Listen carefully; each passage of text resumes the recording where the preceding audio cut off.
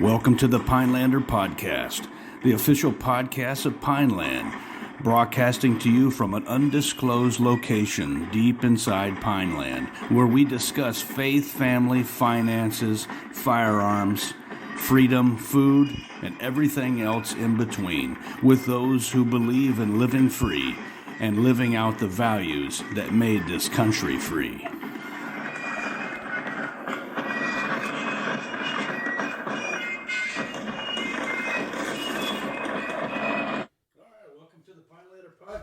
My name is Paul LaFavor. I'm here with my ranger buddy, Mike Blackburn, and today is Friday, the 16th of December, 2022. We're winding down the year, and as we're doing that, I think we finally come to a topic I've been bugging Mike about for a while that I'm not really good at, and I'm hoping that I can get a little bit more smart on, and that is, what is that today, Mike? Well, we talk about a lot of things, but I guess the theme that the Pinelander tries to stay loyal to is freedom. And I think a big part of that is economic freedom, economic sovereignty. So we're going to try to talk about that because I think that has affected a lot of people recently. That's an interesting concept, economic sovereignty. I like this. Well, I tell you why I use that term. First of all, let's go to a definition. I think that'll help us. So I define economic sovereignty as being economically sovereign. Means being able to support yourself, your family, your community in a self-reliant, self-sufficient, and self-sustaining way without infringing on the freedoms and resources of others. So in a nutshell, it's being able to do what you want, when you want, free from economic coercion and or hardship. Wow. Now, I think we can all stand to have that. Yeah. It's kind of, I used to get some pushback sometimes when I would talk about the fact that, a lot of people like slavery. And people be like, what are you talking about, Mike? I'm like, yeah, listen, if you don't think you're a slave, then I don't think you're accurately assessing your life. Debt is slavery. Yeah, absolutely. And I think we saw that really play out during COVID and the COVID vaccine fiasco, fraud, if you will. But I had my son call me, for instance, and he was like, Dad, what am I going to do? Where I work is, asking us to get vaccinated. And I was like, dude, don't do it. So I had to sit there and scramble and find some friends that were willing to employ him because he thought he was going to lose his job over an experimental gene therapy. Now you have to ask yourself this: if they can coerce you into injecting a substance into your body that you don't want, are you free? The answer is not. You're not. You're like cattle. You're like a sheep or something. So, that's just one example. But my point is, freedom is really the ability to throw up your middle finger at somebody and go walk. And that's really what you have to do. So, I understand mortgages, I understand car payments, I understand bills, I understand kids, and all the things that we like to provide as men for our families. But we have to be very careful because we also don't want to lose our sovereignty, our freedom, our ability to make decisions based off of debt. Yeah, I think that's very American of you to say that. We don't like big government. We don't like big government telling us how to live. I think I would go off on a limb and say that everyone that is probably listening to this longer than a few minutes also values that. They value being able to make their own moves with their money and save it up and do what they, follow their American dreams. And so I think now somebody that has made a lot of mistakes with money. I have big ears here. They're wide open. I have had to consolidate our debt onto certain programs, and I've been frivolous with money. So I think any type of discussion like this, I think is going to help somebody. And I'm 50, so I think, gosh, if you're out there and you're 20 or 30, I think then this would probably be very useful for you. It's always good to revisit these types of important truths about finances and stuff like that. And I think the last thing I just want to say before I want to just get out of the way is we've been talking about this for a while. We talk about faith, family, firearms, and finances, and so now we're everything else. So now, now that we've been at this for about a year, we're finally going to get into it. Well, the other thing I think is important is neither Paul nor I are financial experts. Nor am I a biblical expert. Neither am I. Yeah. So I'm a student. I think Paul and I are students at everything. Yeah. So this is just one more topic that Paul and I, spend time on because it's something that we know is important, and we're certainly not trying to, put off that we have the answers to everything here, and if you just do the Paul and Mike program, you're good. There's a lot of smart people out there that I listen to. Dave Ramsey's one of them. And of course, he's not the only guy out there. There's a lot of folks out there that I take the time in. I put the time in to listen to because you can always get smarter from people that are smarter than you. And because I don't have the answers, I love to listen to people like Dave and various other people because, you're always just grabbing those nuggets. And anytime you can get smart off of somebody else that's already, gone through the pain and figured things out, then that saves you having to go through that. I mean, that's my, I say this all the time, but I think this is a really good expression is you go to school and others. Yeah. Right. So the most, demonstrative way of learning is to recall the catastrophes of others. Some people, in a way, just kind of, they exist to teach other people what not to do. And so I think, it's really important you're the wise man. They say that fools only learn from experience, and the wise, they learn from the experience of fools. So I think, when you apply this to finance, I think that we can all stand to be a lot wiser. I know that I need to. Yeah. So, again, we're just, I look at other people and I go, I don't want to do that. Yeah. What really got me interested in this was when I got married. So I'm in my mid-20s. And I'm like, man, I got to get serious. I didn't make a lot of money. I was a poor GI. And anybody that served in the, any type of blue collar job, whether it be driving a truck or serving, as a school teacher, being a soldier, I've got a lifetime full of low paying blue collar jobs. So, becoming, filthy rich, becoming Jeff Bezos or something like that was, that's not my plan. My plan is this is what I make, and I got to figure out how to do the best that I can with it.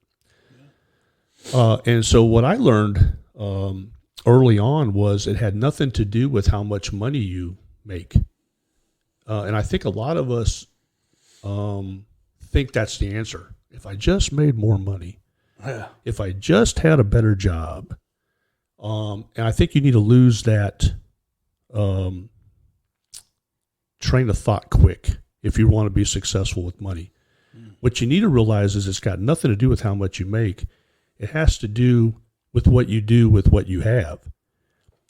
And very wealthy people, I remember looking on, I can't remember if it was Oprah Winfrey or one of these daytime, shows had a show one time that was these people that had made nothing. I mean, like janitors and very low income type people, but they were millionaires.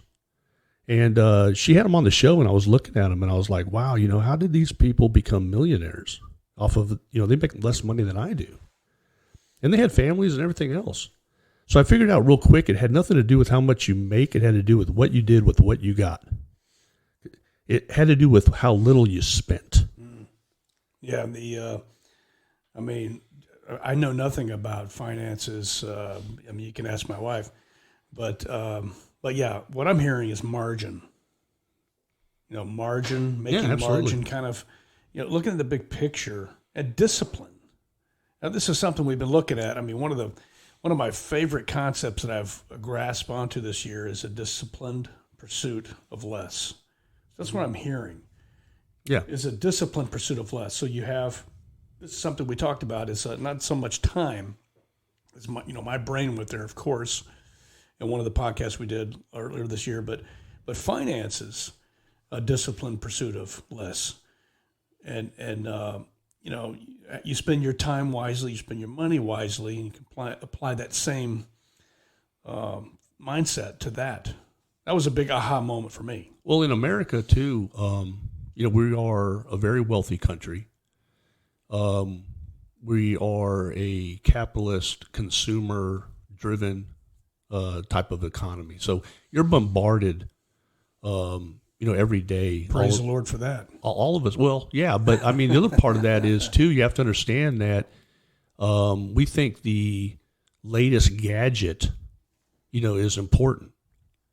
And, I can look back on, I've been married over 30 years, but I can look back on my relationship with my wife, and I can honestly tell you, I think some of the happiest times that we've had together were the times when we had nothing. And I think a lot of marriages and a lot of relationships probably would say the same thing. And I think we look at, new cars and new houses and, the latest iPhone and on and on and on. These things, Keep I'm up with the Joneses. Well, I'm having a yard sale tomorrow, okay? Because my wife and I finally decided to tear into the attics and all those places where we've just kind of stuffed stuff that we've accumulated over 30 years of marriage. And what I've figured out is every time I get rid of something that's in my house, I'm happier. And it's really just kind of like a process of kind of getting back to the basics and kind of remembering what's important. And I think this has a lot to do with that, because if you think that next little gadget or going to the mall and buying that next thing, that there's no happiness there. And I've seen extremely wealthy people that make a hell of a lot more money than I do are miserable. Yeah. So wealth is not happiness. Wealth is awesome. Make no mistake. I mean, it's nice to be able to do what you want to do when you want to do it. That's wealth. But there's some scripture that comes to mind, and I wrote some. Let's look over some. That's awesome. Of that. You have to keep money in its proper perspective, but Ecclesiastes 5:10, right? Whoever loves money never has enough. Whoever loves wealth is never satisfied with their income. And that's truth. So you have to put money in its perspective. It's something we need. It helps us get along and gets provide for our families. But you don't want to end up having a love of money, because then you lose. And there's lots of people that do that. And money can become a full-time job, just managing money. If you want to have money, that's fine. There's people that have money, but they will tell you that it's a lot of work. Yeah. Because you got to put that stuff someplace. It's got to go somewhere. It's not just something that gets stuffed under the mattress. Yeah. So I'm just going to go through some things that I had to do when I was in my 20s, because I had no money and I had a wife and I had kids. And so we had to figure out real quick sort of how to manage our finances, how to manage money. And so there were some things that I went through. But first I want to talk about kind of like what is money. So money, the definition is it's a commodity that's accepted as a medium of economic exchange. It has a price and value assigned that is expressed as currency as it circulates anonymously from person to person, thus facilitating trade, and is also a measure of wealth. So it's not just dollar bills. Okay, I think people need to understand that Federal Reserve notes are money. Okay, but it's not the only form of money. And I think that's important for people to kind of to realize that there's other forms of money in that. That's just simply a commodity that we utilize in this country. Today we've got cryptocurrency, right? You've got gold and silver bullion. You've got all kinds of other sort of barter type items that you can use. Time is money. Time is money. So, absolutely. If my neighbor needs something and I go over there and I work hard for them, and you're like, hey, what do I owe you? You don't owe me anything. I'll call on you when I need something. And you can return the favor. That's time. I gave him some time. He's going to promise me some time in the future. Yeah. So money can be a lot of different things, and it all has to be managed. Absolutely. I mean, I think that's one of my favorite expressions is time is money.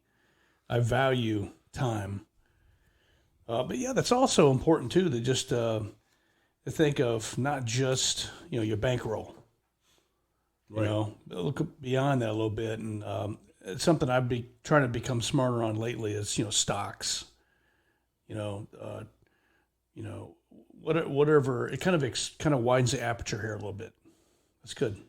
Yeah. And of course, I'm not a big crypto guy, but I understand there's a lot of advantages to crypto. I'm not poo-pooing on crypto.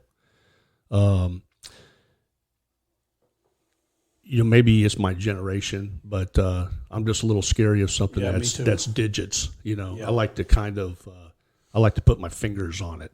Yeah, I'm with you. But the huge benefits of crypto are the fact that there's no banking institutions.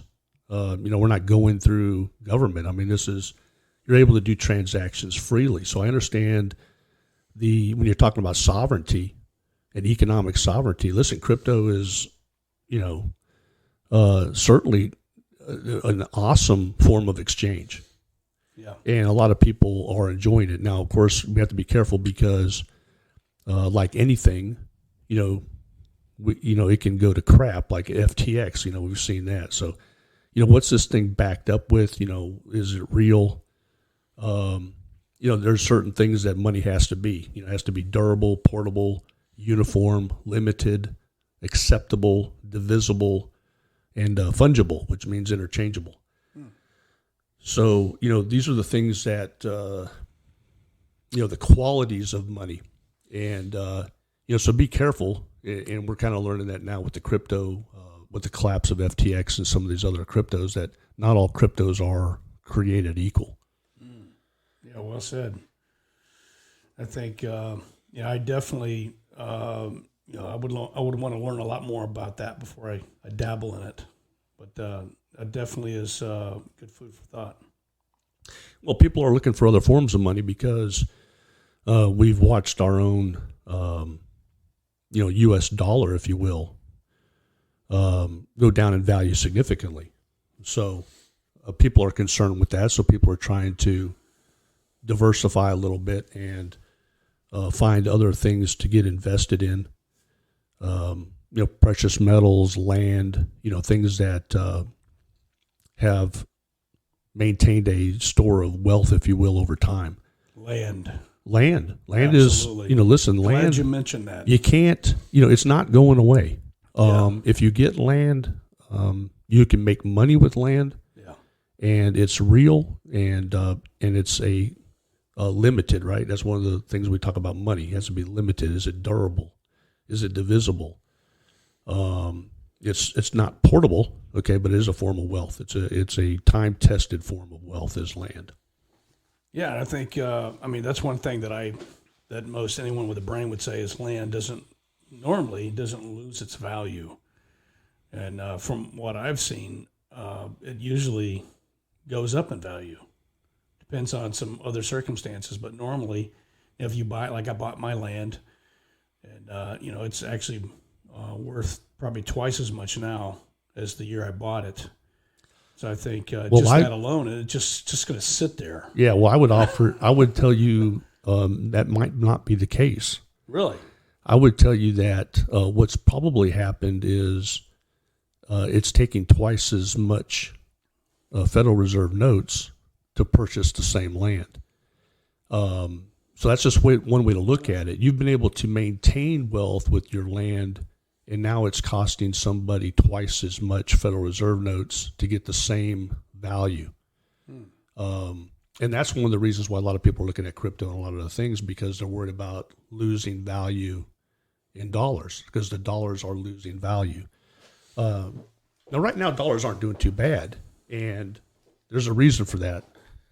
Hey, so Mike, let me just ask a dumb question here. So I'm a 20-something-year-old guy. I'm listening to this podcast, and I live paycheck to paycheck, and I, use quite a lot of it on weekends. Why would I really care about what you're saying right now? Well, I'm going to tell you why, because I went there. It's good. It's freedom. I mean, it's what's the topic of the program? Yeah. Because you don't want to live paycheck to paycheck. I'm not rich. Yeah. Okay. Paycheck to paycheck is bad. Paul, you and I have known each other for a long, long time, and I'm not rich. We're going to keep our day jobs. Yeah, listen, we work. Okay, we're working stiff, blue collar type people. But here's the deal. I can tell you that and you're the same way. If you feel like hopping on an airplane, which you recently did, and traveling to Chile, okay, and I'm talking about the country, okay. Chile, right? Santiago, Chile.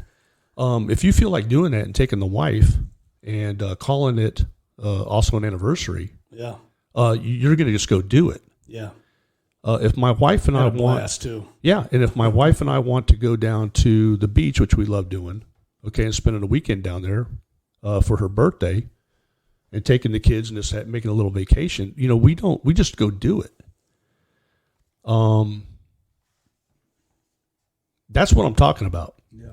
Okay. And again, I mean, we're not talking about getting rich. We're talking about wealth. And to me, being wealthy means being able to do what you want to do when you want to do it. Yeah. And I think I'm only about a half of the way that I'd like to be as far as financially secure and independent and all that stuff. So, yeah. But yeah, so I'm listening. So, like I said, I was, didn't have a dime to my name when I married my wife. Why she married me, I've got no idea, but she did. She's like my wife and has a sense of humor. Yeah. Well, I knew, I did know enough to know that I had somebody now depending on me a little bit. So I figured I better get serious. So there's some things that I did, and there's no right way to do it, but it can be kind of daunting. Where do you start? And that's where a lot of podcasts, radio shows, and what have you. I read books. That's where a lot of this stuff sort of kind of came into play. Because I took heed in what they were saying. And the first thing I did was outline my dreams. And I just took a piece of paper, and, it takes about an hour. Find a quiet place where you won't be interrupted, because this is kind of serious. But you really need to sit down and you need to write down what your dreams are, where you want to go. No matter what they cost, no matter how ridiculous they may seem, assume you have unlimited time, money, ability, self-confidence, and support. Man, I love that. Not having no hindrances at all, no roadblocks. Yeah. Just write down, where you want to go, because that is so important. And you need to be able to do that. I think it's very American. Yeah, I agree. I will also say that it's very philosophical of you to say that, and you shouldn't be turned off by the word philosophy. And philosophy helps us to think on a deeper level and organize our thoughts. And I mean, you have a philosophy of finances here, a philosophy of whatever. And I think just taking the time to have the primacy of the intellect and let your mind work. Just take some margin for some time and just word salad, if you will, ideas on a white piece of paper. I mean, that's awesome. That's time well spent. It can be. Well, see, now I was married. Yeah. Wow. So what I found out also was by having this conversation with my wife and asking my wife what her dreams were, I found out that we had a couple of different ideas. And that was important because there had to be a little give and take.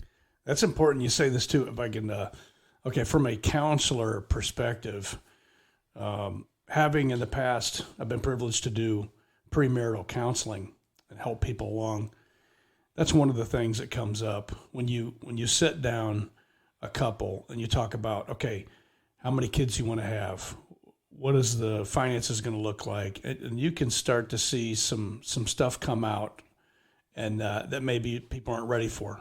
That's a good conversation to have. Well, here's another part. A lot part. of people don't have that, and they don't have counseling. Later on, they have problems. Well, there was a couple things that we ran into from my own situation was who's controlling the money. Yes. So at first it was, my wife has her money. I have my money. I'm responsible for this. She's responsible for that. It didn't take too long for us to kind of figure out if we kind of pool things together, we can do more. Yeah. It gives us a little more wiggle room. But now, okay, who's controlling that? And so sometimes it has to do with kind of like the job. If you're in the military like I was and deployed a lot, it might not be practical. Okay. And in a lot of households, the wife manages that. Now, in my situation, I managed the money. And only because I think my wife didn't want to get bothered with it. Kids. Yeah. She's just, she wants to focus on some other things. But my point is, you have to have that conversation because someone's going to need to be doing that. Yeah. What doesn't work a lot of times is if two people are kind of pulling from the pot, sometimes the left hand doesn't know what the right hand's doing. Yeah. And you can run into some issues. So really someone kind of needs to, that doesn't mean I'm not sharing information, because, I think your partner needs to know kind of like where things are at. But someone needs to be managing it. Okay? Yeah, I totally agree. Our situation is a little different. My wife has managed the finances for 27 years, and she does a very good job. That's why she does it. Right. She's smarter with the money than I am. Money, the other thing too is it really has to do with emotions too. Spending money is kind of emotional thing. Sometimes you got to be like, the Iceman. Yeah. When it comes to money, because that's a real stressor for some people. Absolutely. I immediately thought of stock right? when I started to do that. Yeah, you don't want to be emotional with that. But one thing that hit home there is you don't want to compete with it, and the left hand needs to be talking to the right. And I think it's really important that one member of that married couple is the one that does the finances, whoever's that's going to be. Yeah. And they're the ones that I would hope would be smarter with it and a little more icy with the use of the money. And because all the problems we've had in the past with money is because we've double dipped and the left hand had talked to the right, and then we've had some kind of problem. And of course, expectation management. Yeah. I mean, all those. The other thing too is if you're the half, okay, of the team that isn't managing the money, okay. Let's say your spouse is handling the checkbook, so to speak. You don't want to get into this sort of toddler role where you're constantly whining about what you need and what you want, because that really puts burden on that person that's managing the money. And you just need to be honest, communicate, and say, hey, this is kind of what we have here. We've got all our bills paid off. This is what's left over. And then there needs to be, a conversation about how that's spent. And it shouldn't never get into a competition of, I'm getting it, not you. Yeah. So there's a lot of things to kind of work out on that. But the bottom line is the dreams are very important because it kind of sets at least a course on where you're going. I think, and you have to have that. Yeah, I love that because if you were like me and in your 20s, you worked for the weekend, right? Yeah. And you normally blew your money on those weekends, but this is helping you look further afield.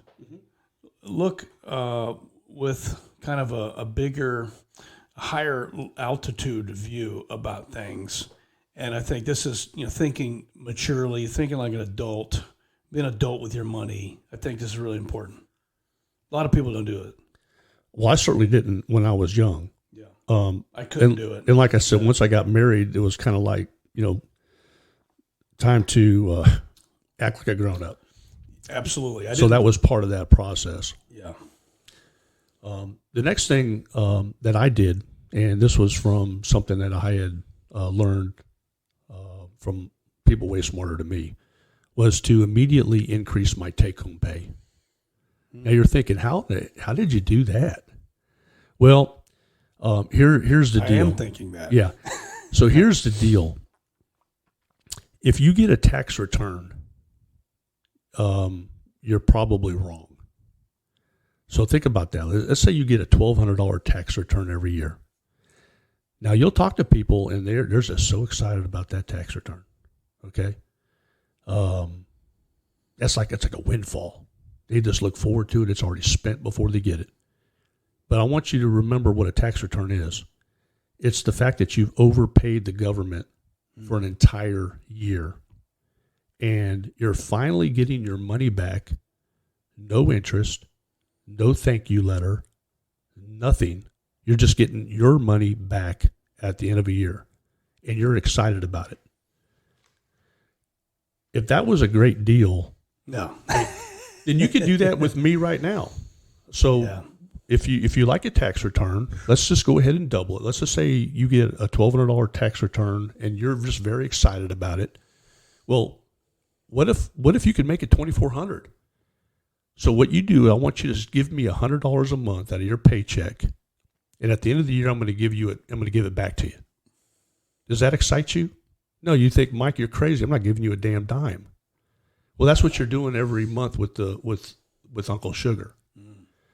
So what we need to do is, and it's exactly what I did, is I spent about 30 minutes and I redid my W-4, okay, which was, how much money are they taking out of my paycheck? Because I was getting a tax return, okay, and so first thing is you want to come out even, Steven. Now you don't want to have to owe at the end of the year either, okay? I'm not looking for any surprises. I thought you were going to talk about quarterly taxes. Well, I mean, if you're self-employed and you're paying quarterly, then same thing applies. That makes sense. But what you want to do is you want to come out even, Steven, when you're filing your 1040. Okay, I don't want any money. I just want to be like, yep, I'm good. Okay, because if I can get that right, that's an extra $100 a month. Now, if I told a young family that you were getting an extra $100 a month, that'd probably make a big difference. Yeah. Now, I'm just using that as an example. I'm not sure what your tax return is, but you can take it divided by 12 months and figure out whatever it is you're overpaying.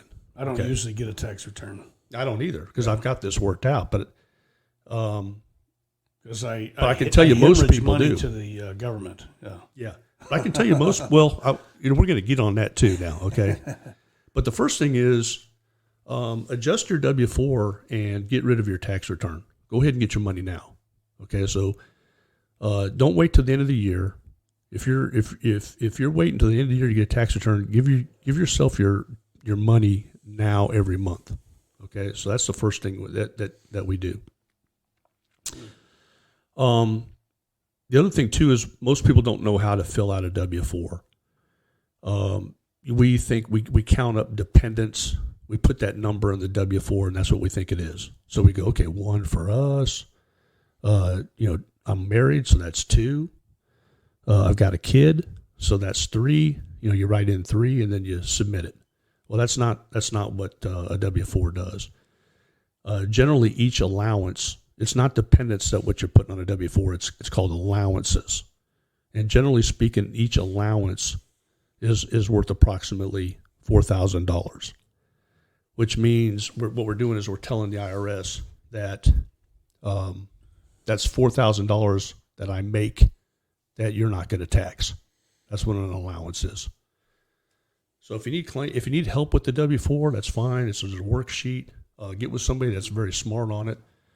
But if you've filed a 1040 for a few years, you probably kind of know what your income tax, your tax situation is, and what you get back, and you can probably adjust it pretty easy.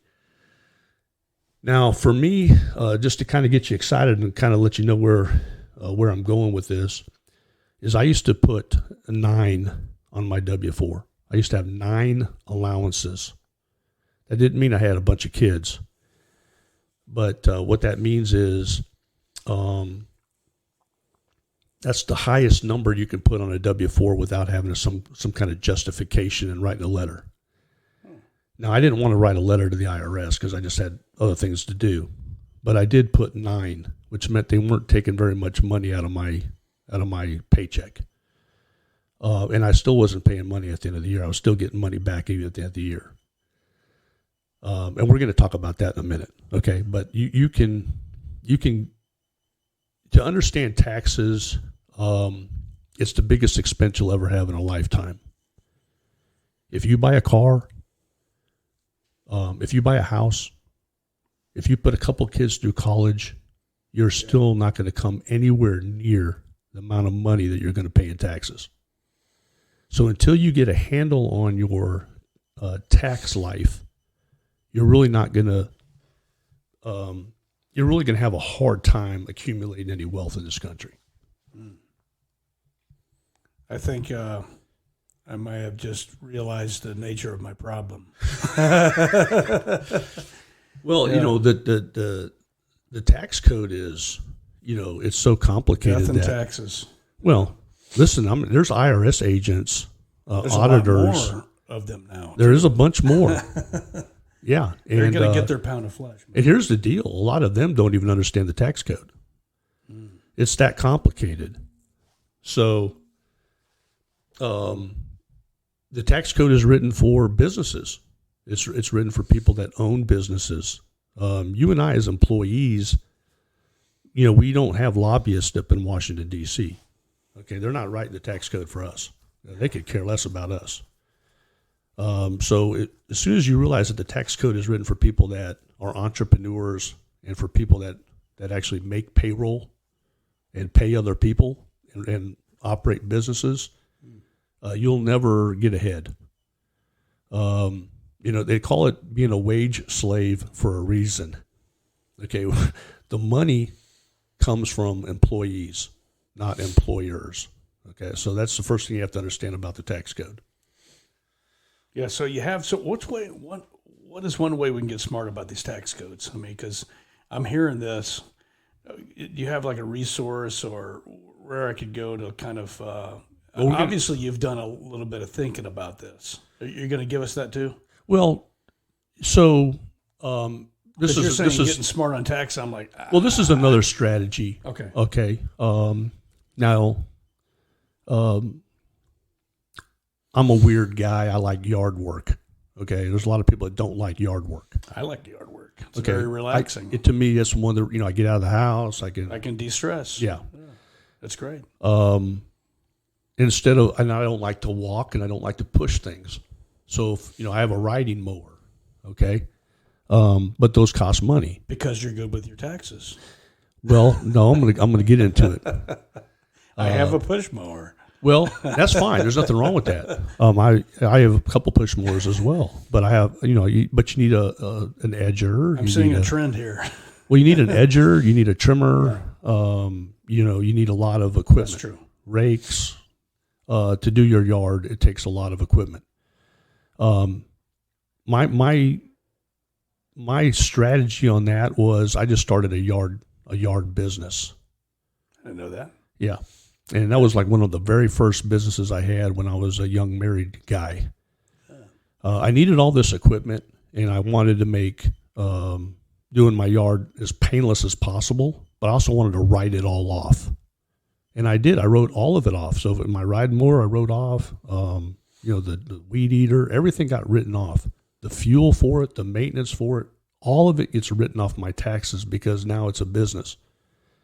Now I had to show a profit, but I had no problem, doing my neighbor's yards for money. Okay, that was no problem. It's like, hey, dude, what are you paying a guy to do your yard? He tells me whatever it is. I cut him a little deal, and while I'm mowing my grass, I mow his grass. Okay, but the ability but by doing that, now I'm a business owner, and I get to take advantage of all of the tax laws that benefit business owners, and that's really where you have to kind of get into. So, I'll give you another story. I was overseas with a guy, and he's a fishing fanatic. Okay, he's got the big truck, he's got the big boat, he's got all the gear, the rods, the tackle. He spends thousands and thousands of damn dollars fishing. Okay, because he loves fishing. But I just told him, I said, dude, why don't you just turn that into a business and write all that off? Take it, he's already taken people out. Dude, take somebody out, show them how to fish. They'll pay you money for it. I mean, this guy does tournaments. I mean, this guy's like a no kidding, like a really, he's a good fisherman. Well, my point is, a lot of us have hobbies and we have things that we enjoy doing that we spend a lot of money on. And what you really need to do is you need to turn that hobby into a business and take advantage of being in America. Okay. Take people out, show them how to fish for bass professionally. Okay. Tell them how it's done, make some money, but you get to write off everything, the boat, the whole 9 yards. And that's the gold mine. The gold mine is being a business. And in America, that's what we're supposed to be doing anyway. We're supposed to be, it's a land of opportunity. Take advantage of the opportunity. So in this country, generally speaking, rich people rear rich kids. Middle-class parents rear middle-class kids. And poor parents rear poor children. So really it's just a matter of coming out of your the class structure that you're in and understanding a higher class structure. I was trying to learn things, and still am, on what like someone like Donald Trump is teaching Barron. And that's what you need to understand. So, everyone's like, wants to get, Donald Trump tax return. Well, I pretty much know what Donald Trump's tax returns are like because he's a smart businessman. He's taking advantage of every tax law that there is, which is what he ought to be doing, just like every other rich guy does. Okay. And I want to know what Barron's being taught. Yeah. It's just what I'm hearing is another way of thinking.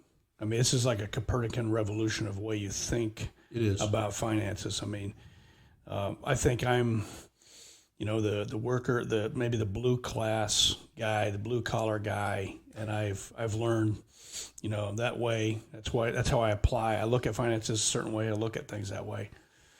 So yeah, I think. Well, it's very important. I mean, it starts with a mindset adjustment. My parents didn't pass any of this on to me.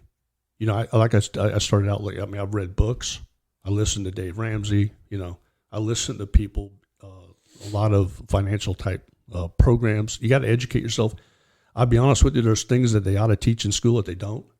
One of them is how to manage money, how to have a successful relationship. I mean, how to raise successful children.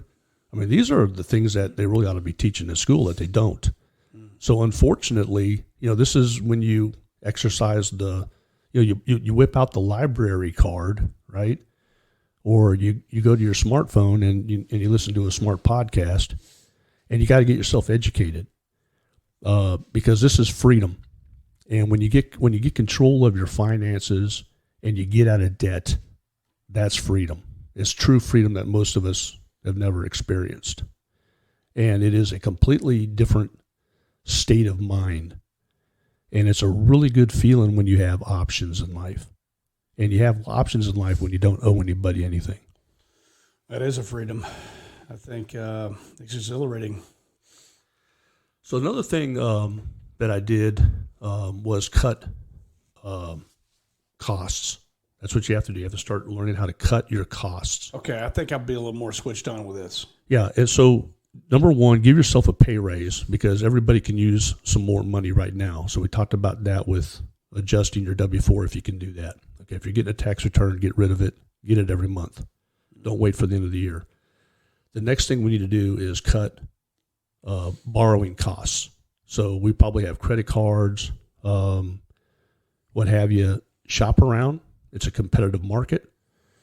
Some of these credit cards have deals where if you transfer your balance, you get, let's just say 12 months, 24 months interest free. Oh, hey, that's awesome. Especially today where we see the interest rates climbing steadily.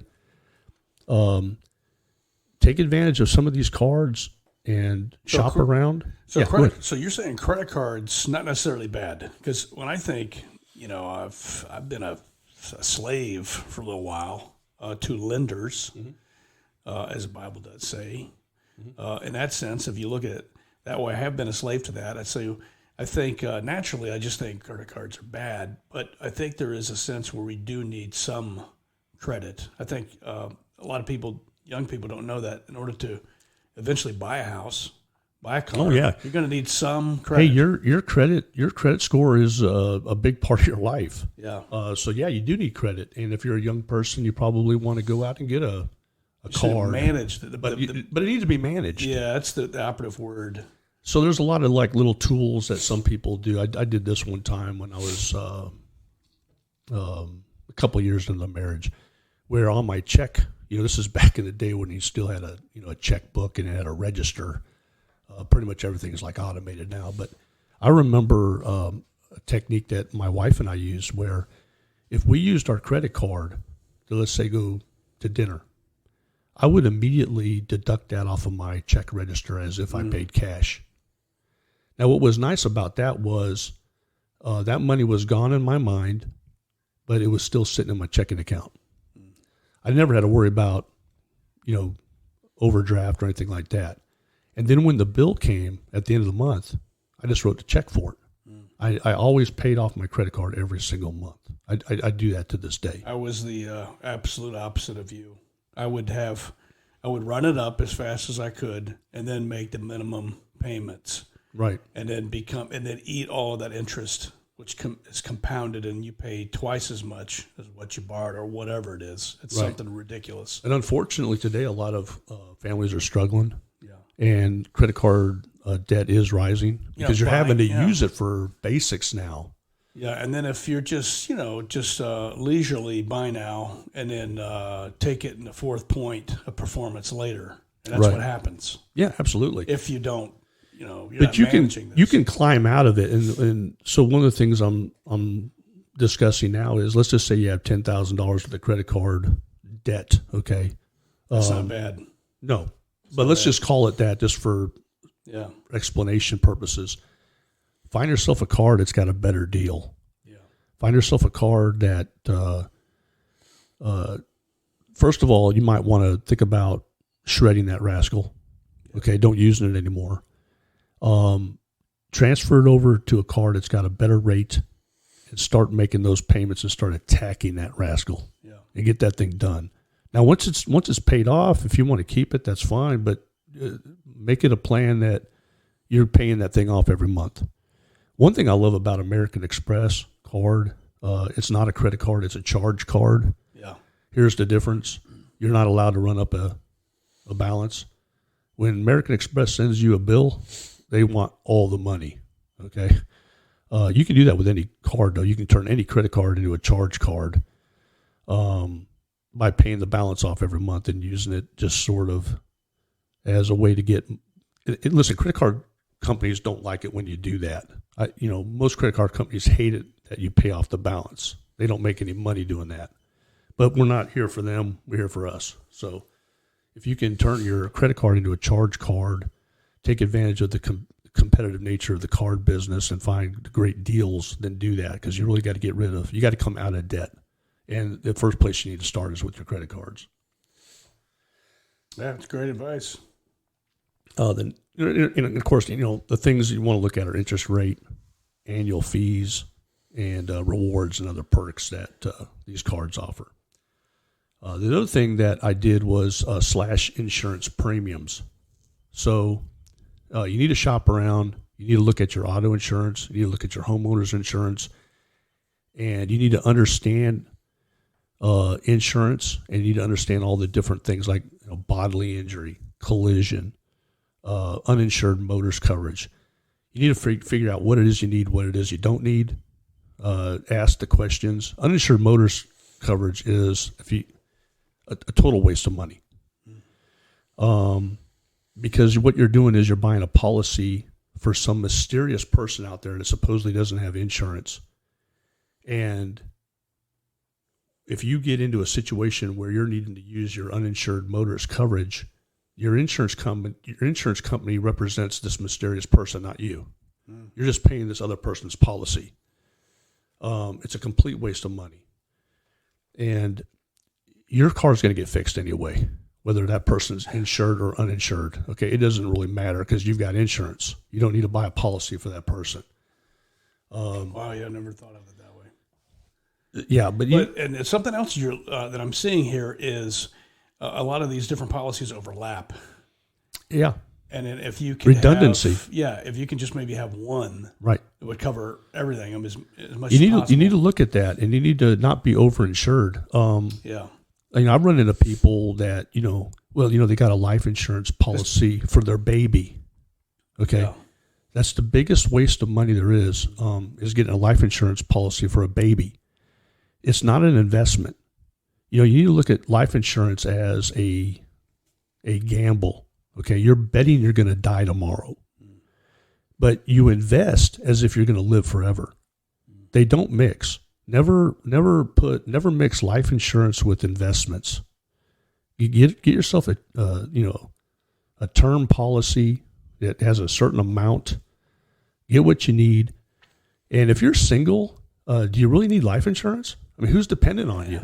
Exactly. If you're like we are, I have dependents that depend on my income.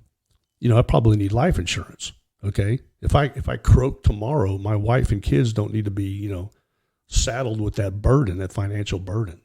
I want to make sure that they're taken care of. Well, then get yourself some life insurance. But if you're single, man, you don't need life insurance. There's nobody dependent on you. Save your money, invest it, and invest as if you're going to live forever. Yeah, and when I see this, everything you're talking about, you're not going to have somebody breaking down your door saying, "Hey, we finally found you. You have all of this redundant stuff, and we need to fix this." No, there's huge money in insurance. Yeah. Listen, when you go and buy They'll something, just let you be as dumb as you can, and just. If you go to Walmart and you buy something, if you go to Best Buy and you buy something, one of the things that they ask you at checkout is, "Would you like to insure this?"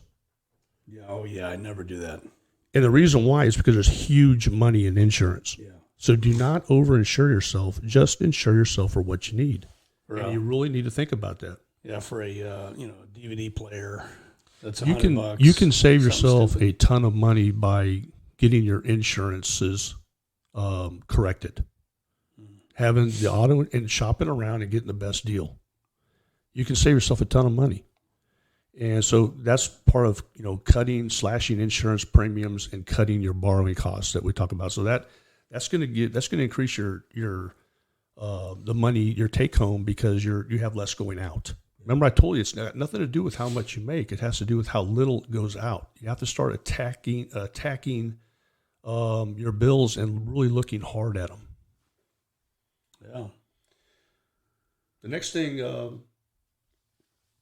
that I did was created a retirement plan. You did this in one day with a piece of paper? No. I'm just messing with you. No, I got married and started doing this. Yeah, wow. And I can, it was funny because I was getting ready for the show. I was actually looking at my, I still have the piece of paper that I wrote my dreams on back in 1991. And because I kept all this together. I was serious about this. And I've been serious ever since. And it's made a huge difference in our life. And I've always lived better than people that made the same amount of money as me. Always have. And it's only because I made it a point to learn about finances and try to do the best that I could with what I had. And that's kind of what our show's encouraging today is just sort of the economic freedom of really taking the time, because it's important. And if you want to be free, the first thing you have to do is figure out how to get out of debt. Yeah.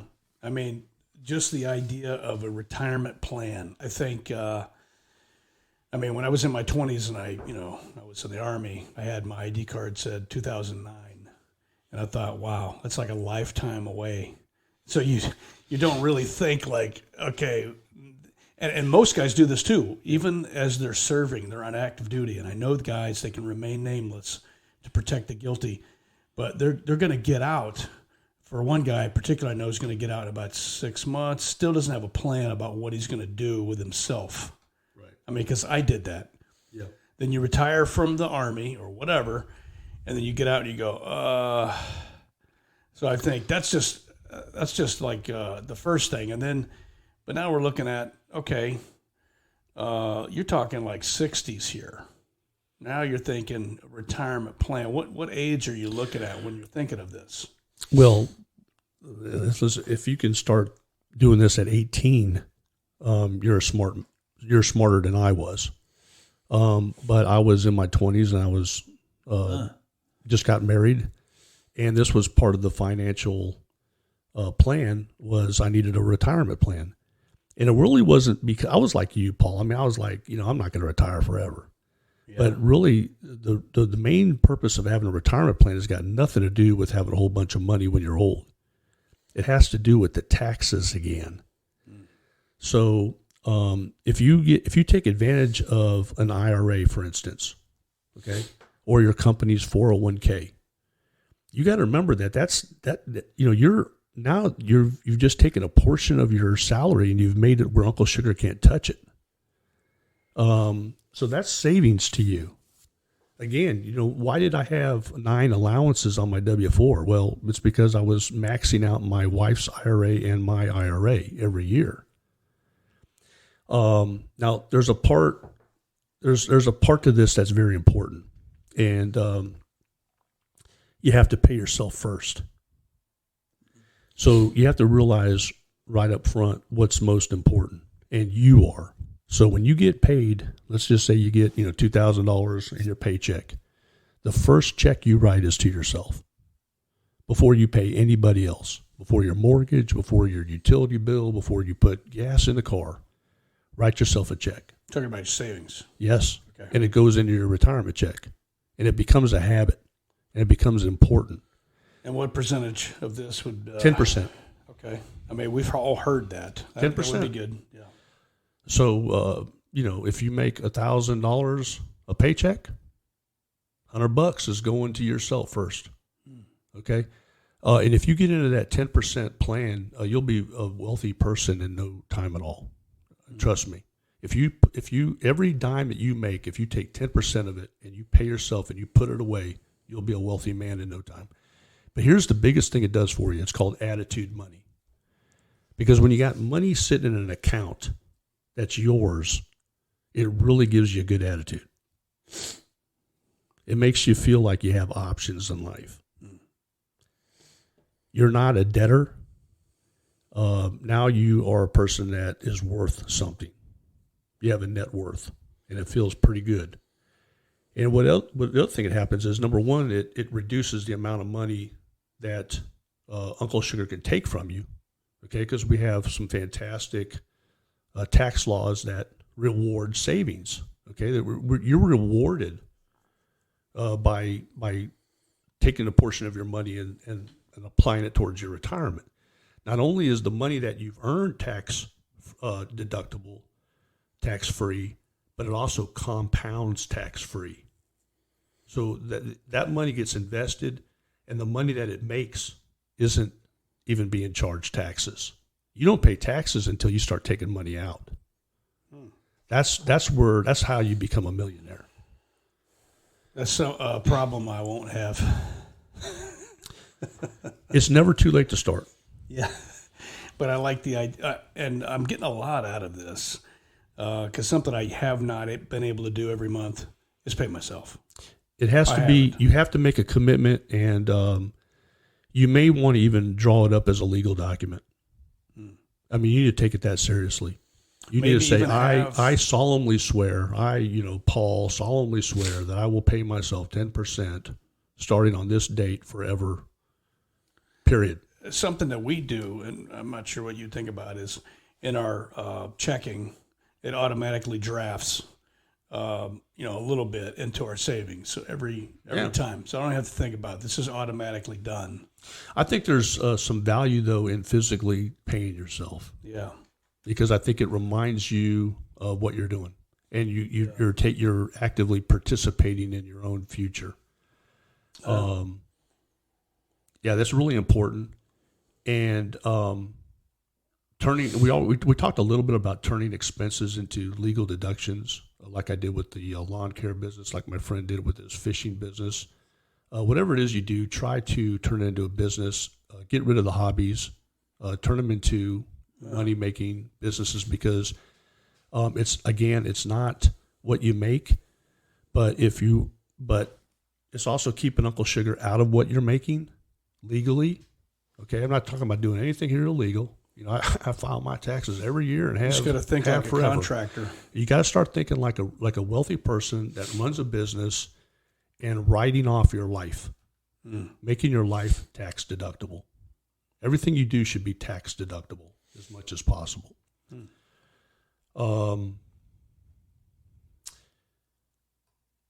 The other part too is when you have money, we're talking about this attitude money. So as this money grows, because it will grow over time, it really opens up opportunities. Well, blacksmith publishing for Paul and I was an opportunity, right? I mean, we had an idea, but ideas take money, right, Paul? Absolutely. So you and I had to cough up some cash to make this thing happen. And so when you have attitude money, and when opportunities come, you can dip into your stash there and take advantage of opportunities that, will bring you joy, happiness, and hopefully prosperity. Yeah. It's just a matter of, looking at all your assets. Yeah. Here's something that we didn't talk about, but it's kind of a duh thing, is actually having a budget. Actually writing down, this is a duh thing. Some people don't do it. We actually have a family budget. It's an Excel spreadsheet. And it's got itemized what's going out, what's coming in. You got to have that. Absolutely have to know what's coming in and what's going out. And just want to make sure that that's how you kind of identify your waste, right? Yeah. I mean, you've probably looked at your list and gone, do we really need to spend $1,000 a month on, eating out in restaurants? It forces you to be judicial on some stuff. Like, I don't think we have some overlap. Like, wow, we spent that much on that. Yeah. And so that's going to really help you. Well, so we've talked about just some really basic things here today. But again, what this does is it kind of just gets you going. It gets you started.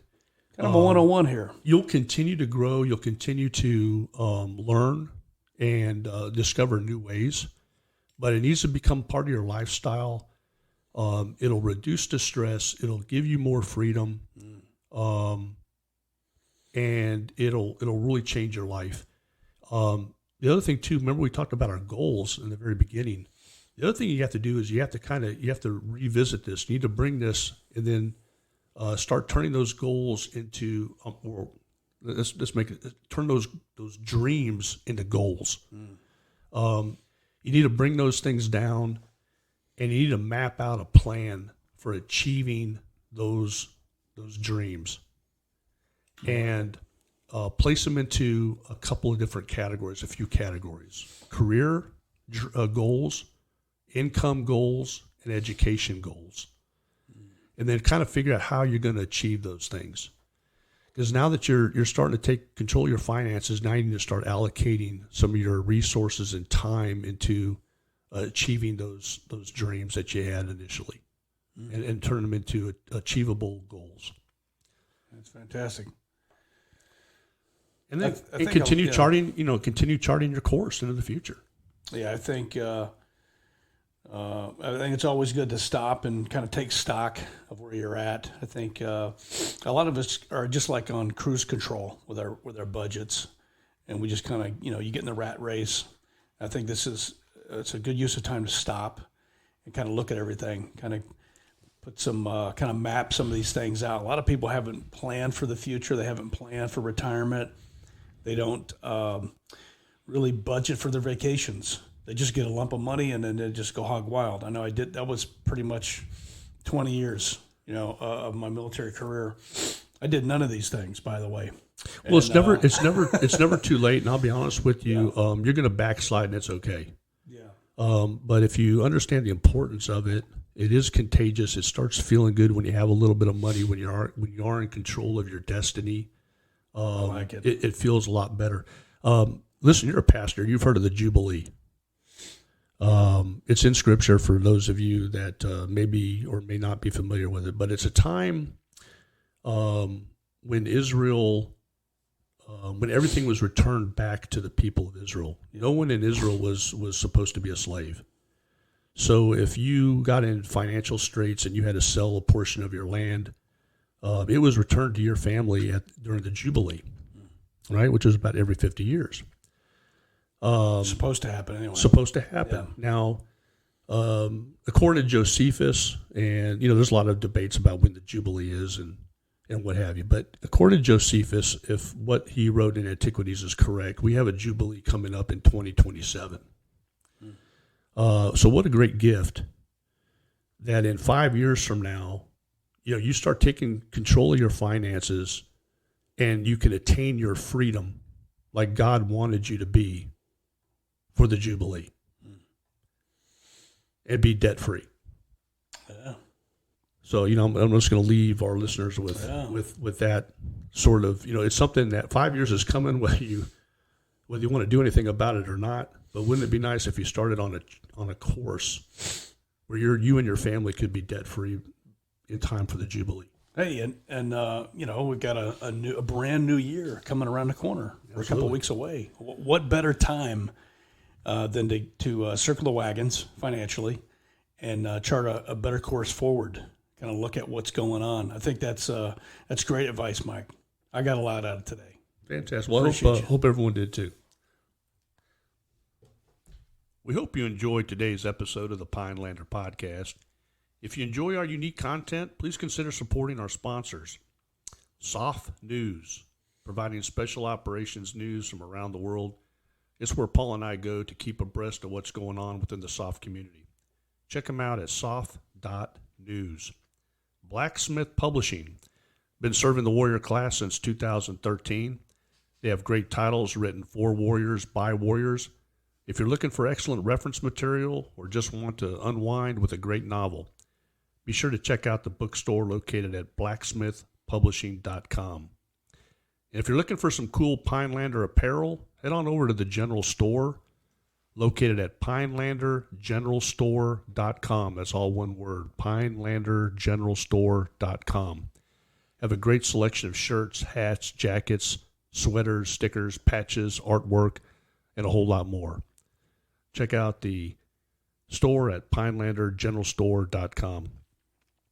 If you're interested in helping develop our country's next generation of warriors, please consider donating to the American Agoge Project. The mission of the project is to foster an environment producing able-bodied citizen warrior men of fine character.